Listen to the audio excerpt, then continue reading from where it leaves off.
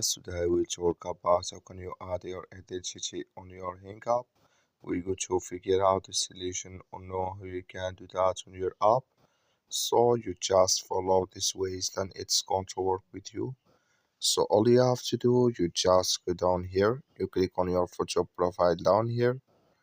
So then it's going to take you to your profile. It's going to show for you like this here.